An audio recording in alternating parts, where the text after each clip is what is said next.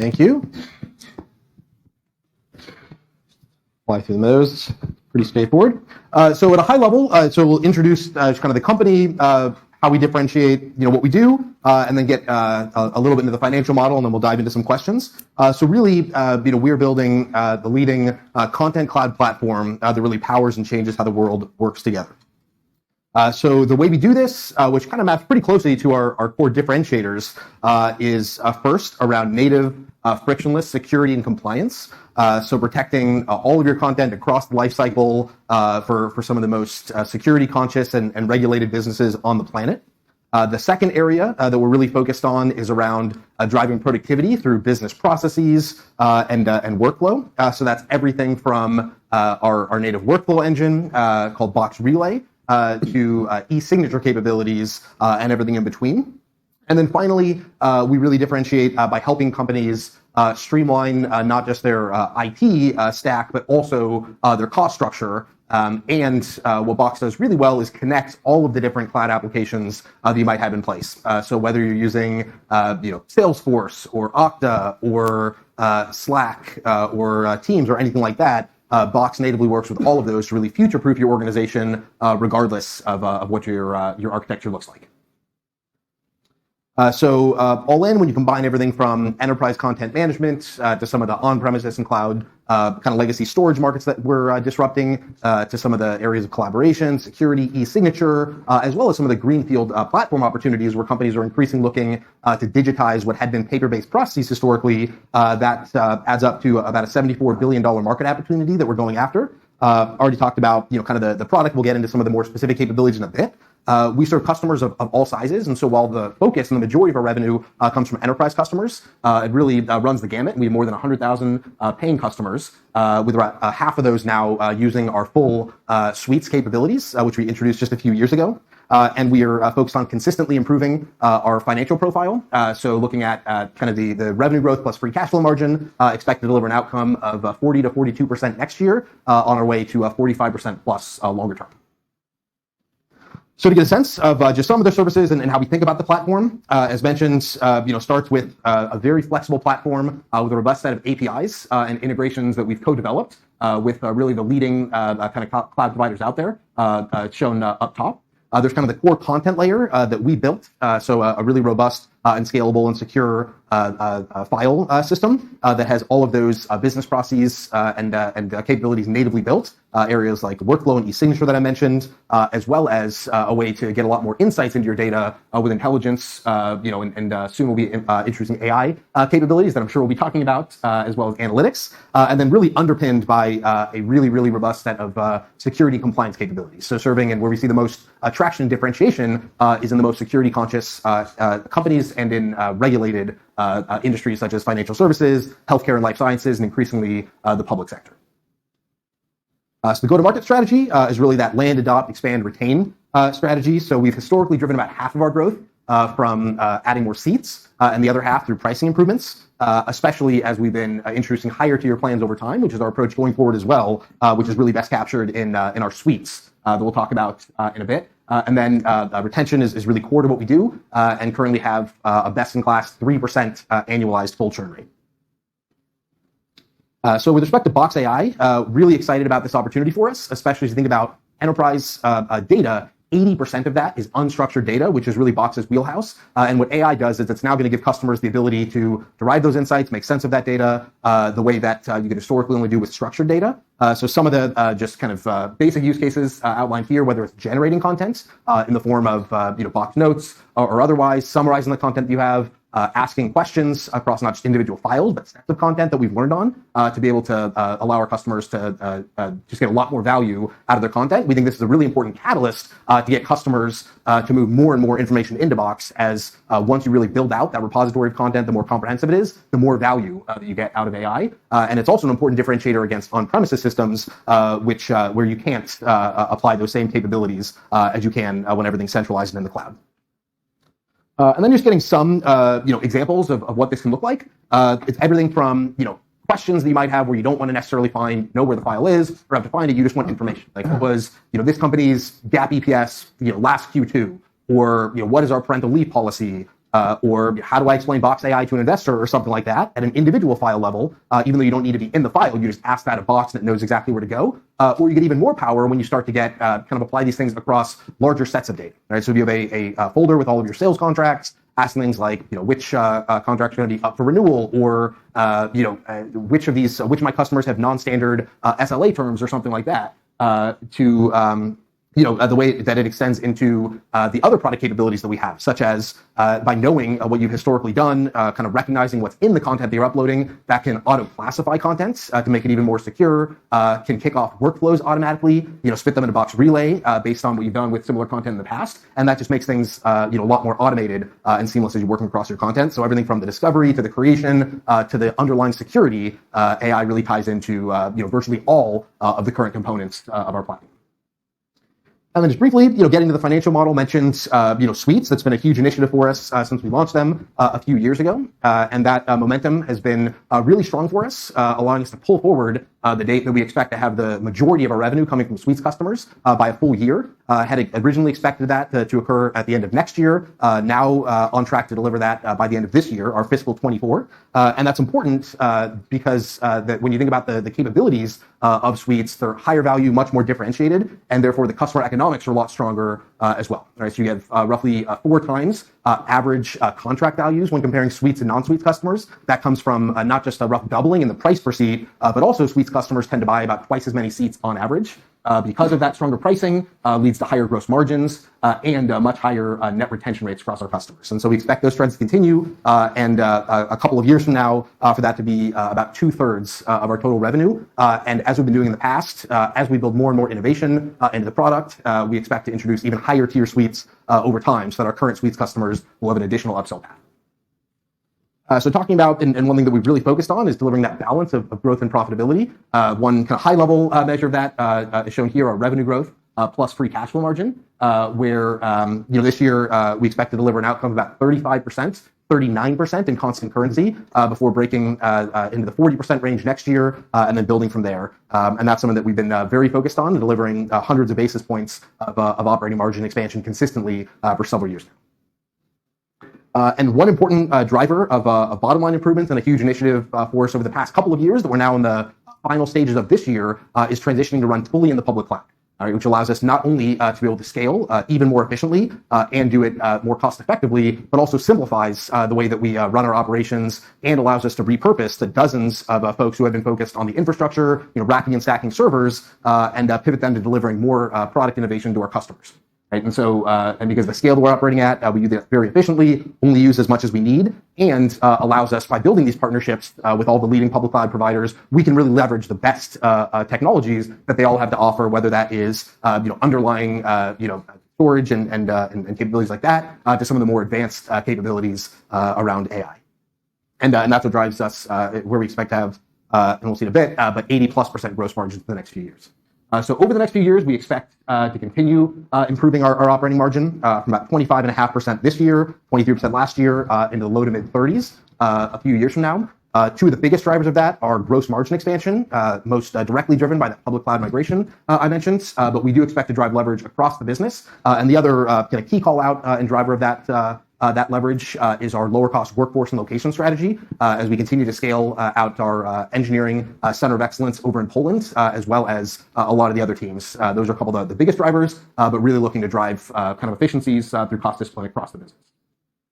And then finally, underpinned through a disciplined capital allocation strategy that we've really been executing the past couple of years. And as we continue to significantly grow our free cash flow generation, at a rate of about 20% over the next few years, that'll just give us even more firepower to continue this. That's where we expect to use the majority of our free cash flow generation is to return capital to shareholders through share repurchases, but also focused on very disciplined M&A strategy to accelerate our product roadmap. A great example of that was Box Sign, where we purchased a team and the technology and was able to introduce that to our customers within about 9 months. And the combination of our disciplined equity issuance approach, as well as the share repurchases, is what gives us the confidence that we'll be able to incrementally reduce total shares outstanding consistently in the coming years. And then finally, just showing what that long-term target model looks like. little call out boxes there. But as mentioned, expect to deliver a combined revenue growth plus free cash flow margin outcome of 45% plus in 3 to 5 years from now, with double-digit revenue growth, driving leverage across the business. Again, operating margins in the 32 to 35% range. With that, okay. We'll dive into questions. All right, thanks, Dylan. Don't need appendix. Cool. Can you guys see Dylan over there in the front? Not really, right? I can stay standing. I think you can sit, but why don't I move over so you can sit in the middle? Right, cool. Yeah. So a little bit of a weird configuration there. Good. So, Dylan, let's start out. For those folks that don't know Box well, can you just talk about like the core function of file sync and share and like how that works and how you sort of sit underneath the apps? Yeah, I mean, that's really where we got our start. And even when we went public now about 8 years ago, was as a single product company, really with a focus around how do we build the most scalable and secure way to collaborate. And since then, that's where we've gone a lot deeper, and we built the foundation to be able to introduce all the other capabilities that I mentioned. So really, kind of that core file system is where we started, but making sure that we built that foundation to be able to not just integrate with all the other leading players we mentioned, but very quickly and rapidly deliver that innovation to our customers. So you're storing the content associated with the apps. That's right. In a sort of centralized way. Yeah, and not just our apps, but also third-party apps. So the way that we built it, even with companies who have competitive products like a Microsoft, you can set it as with Box as the default file store. So when you're creating, a document in Word online or anywhere else, rather than using the OneDrive solution that's part of their bundled offering, you can actually turn that off and have everything saved back to Box. And that's similarly when you're creating or managing content in a whole bunch of other third-party applications. You want to make Box and can make Box the system of record where no matter where that content is generated or where you can ultimately access it, at the end of the day, it's sitting within the Box environment, which allows you to apply our robust security and permission. Right, and I guess that was always the hurdle for especially for enterprise customers, because you put it in the cloud, it's sort of it's, I think, at least perception wise, it was not as secure, right, versus being behind the firewall. Yeah. I think that's changed. I think as kind of the track record of a lot of the cloud security has really played out. But that's definitely an earlier challenge that we faced was kind of that mindset and a little bit of friction. But I think that's a lot less of a concern even for enterprise customers today. So why do people go with Box versus the OneDrives or the Google Drives and I don't want to say free, but because they're part of bundles, but just from a cost perspective, I think there's a perception that you're going to be more expensive. Yeah, and I would say a lot of that does go back to the kind of core focus areas and differentiators that I mentioned. And the reality is, for some very basic use cases, a customer might choose to keep some of those employees using one of those systems. But if you think about the actual capabilities, when you are trying to manage your content at scale, not just having the benefits of a single platform, but the true cost to be able to replicate Box's capabilities, you couldn't even argue it's free because you would need to buy additional bolt-on security applications. That's not just more cost, but more systems that you have to manage.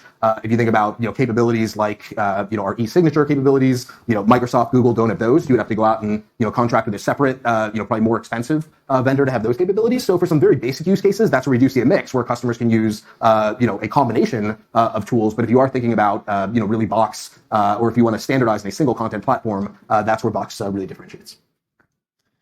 Gotcha. And can you talk about some of the competing forces right now in your business? I mean, you have the kind of consolidation play, which is you can save money by not having to buy all this different stuff, whether it's DocuSign or e-signature or OneDrive and Google Drive and et cetera, versus some of the macro forces at play. Yeah, and would say certainly there's a lot of overall kind of I would say heightened budget scrutiny and macro pressures on not just overall IT spending, but certainly headcount impacts either through reductions or slower expectations. And where that shows up in our model is it is putting some pressure on our seat expansion rate. But what we have seen is kind of stability, continued strength, not just in consistent pricing improvements, even in this environment, but also strong and stable full churn rate, as I mentioned, at 3% annualized. So the underlying business, the stickiness, has not been impacted by the macro environment, although we are seeing slower seat growth because of those dynamics. At the same time, to your point, Box is really being seen, and we're increasingly having a conversation with customers about how they can simplify their IT stacks and reduce costs. I would say probably the two themes that are increasingly top of mind for our customers that we've been hearing about in this environment are that desire to reduce cost, not just in the short term, but longer term, as well as a continued focus on security. And both of those really play to our strength. maybe just drill down into Box Suites. When did that begin, your push into Suites, and just how that's impacted the entire company and the financials? Yeah, so we introduced Suites a little more than 3 years ago now, and talked about some of the individual economics. But now that we have close to half of our total revenue coming from Suites customers, that's really created a tailwind to everything from pricing to our retention rates to gross margins. As those capabilities with Suites, not only do they command more value, have more pricing power, but leads naturally to much stickier and differentiated use cases. So it's really kind of transformed the customer economics from top to bottom as we've rolled this out. Okay, let's switch gears to the AI stuff. I think you did a good job of explaining kind of the benefits of having Box AI in terms of being able to ask questions to your unstructured data, which you kind of weren't able to do in the past. But what's involved in kind of building this functionality, this function out? How far along are you guys? When do you think the product will actually be ready for prime time? And maybe talk through some of the challenges with actually building that abstraction layer. Yeah. I would say that, the good thing is this is an area even before the rise and the recent excitement around ChatGPT and these large language models, something that we had been focused on internally for a while, and even about 5 years ago had a much more specific AI offering called Box Skills, where the challenge there was it was much more, you had to be much more technical, and again, much more kind of narrow use case where you couldn't just ask questions of the model. So we already had a lot of the internal capabilities and expertise in house to be able to quickly, kind of jump on these opportunities. And so really a lot of the kind of nuanced complexity is thinking about, how do you package the data, you get kind of translated into a vector database, not getting, too into the weeds, so that these large language models can actually make sense of the content. Like you're not actually sending all of the content. So a lot of it is just, to your point, the abstraction layer, which we've already done. And now a lot of the questions are just around, how do we, architect it? What are some of the use cases? What's the business model around it? The underlying technology is actually in really good shape. We've been playing around with it internally, opening up a private beta in the near term. And then in terms of, ready for prime time and when we can have it show up to customers, we haven't put any specific timeline on that as of yet. But we think about it as call it next year timeframe when it could start to really show up and make a difference to customers. Great. And do you envision this being just part of Suites, or like if I'm just a Box Core customer, I can also have a SKU that would allow me to leverage the AI capability? Yeah, so would generally our motion approach has been to sell through Suites, and we try to make that what's the most kind of compelling option for our customers. Would say that AI can mean so many things, and there's so many different ways to incorporate it that you could think about our approach, if you're familiar with the way, for example, that we have rolled out and introduced Sign to our customers, as we probably want to give some capabilities to all of our paying customers, reserve the higher value and a lot of those kind of premium features for folks who are paying separately, either for a SKU or more likely as part of a higher tier suite that would include those AI capabilities, and then potentially depending on the use cases, because we do have a seat-based pricing model, there could be situations where the value that a customer could get out of AI isn't necessarily directly tied to the number of seats, so we could have a consumption-based element for those types of use cases as well, just as we do with Sign. And so I think it's a little bit early, but we would certainly think about at least introducing some of these capabilities into our core product. So Sign is sort of a little bit of a potential preview of what the pricing might look like. I think that approach. Yeah. Okay, gotcha. We have about 5 minutes left. If anybody has any questions from the audience, shoot. All right, we got a shy group here. So I'll just continue. If anybody has questions, just fire away. Raise your hand. I guess, Dylan, I wanted to ask you on. I don't know, you have like 70+% of the Fortune 500 as customers, correct? Mm-hmm. So where do you go from here if you have already 70%? Yeah, I would say not only is there from a new customer acquisition standpoint significant new logo opportunity, especially internationally, but importantly, even within our largest customers, if you think about the number of knowledge workers they have versus the number of kind of licensed paying users within those organizations, we're currently sitting at about a 1/7 ratio. Right, so even if we were to not sign up a single new customer, which is not our intention, we have a 7x expansion opportunity purely through seats, and we also have the opportunity to move that other half of our customer base into Suites, introduce higher tier Suites to existing Suites customers. So through both kind of seat expansion and kind of higher tier plans, independent of the new logo acquisition opportunity that's significant for us, we feel really good about the kind of the growth potential. And let's talk about international a little bit, because you brought it up. And I know you've done extremely well in Japan. Maybe just talk about how that came about, and then other countries that could be like Japan, where you guys really kind of becomes a significant growth driver. Yeah, so Japan was really great kind of confluence of factors where the team did a really nice job over there establishing strong partnerships with the most influential kind of systems integrators at the time when many of those Japanese customers were just starting to make a big push and move their content into the cloud. And the dynamics over there are a little bit different in that a lot of the IT decision making and work is outsourced. And so as we've become the de facto standard for a lot of those influential SIs, they've really done a lot to generate demand for us there. So that's not a model because of just the selling dynamics that can perfectly be replicated in most other parts of the world, but would say that one thing we've learned from and that we would expect to at least be able to replicate parts of is the way that we kind of leverage some of those key partners to grow even in areas that have not performed as well historically like most of the regions in EMEA. Okay. All right. Well, last question. We have about a minute left. And you're one of the founders of the company. You've been doing this for a while now, even though I can't believe how much younger you are than me. What do you think investors underappreciate about the Box story as you've had so many conversations over so many years? And at this point in time, what do you think is sort of least appreciated or underappreciated? Yeah, I would say some of that probably is a function of how familiar those investors are with the company, and I think there's probably less at least confusion around what we do versus maybe some past periods. But would still say that for just the broader investor market, I think that we think that differentiation, especially versus companies like Microsoft, is still not as fully understood. Because if you're just looking at it from an end user point of view, you might not see just how night and day those capabilities are. But if you talk to an IT buyer who has used both systems or evaluated both, it becomes pretty clear. So I do think that kind of just how differentiated those capabilities are and how much that matters to CIOs, I think is still not as fully understood as many folks tend to just say, hey, it's basically the same category. They bundle it. Why wouldn't this ultimately be a feature of their platform? Why do you exist, right? Yeah, basically. Yeah. But now you're getting to scale, right, where it's kind of hard to deny. Yeah. Yeah, and I think that's one of the things that's been helpful as well is, when you have the gross margins consistently expanding, churn rate improving and now stabilizing at 3% annualized, and pricing continuing to improve, year after year, every year since we've gone public. I think it has certainly helped to address, some of that understanding about the differentiation of the value. Awesome. All right. Well, thank you, Dylan, and thanks everyone for coming. Have a great day.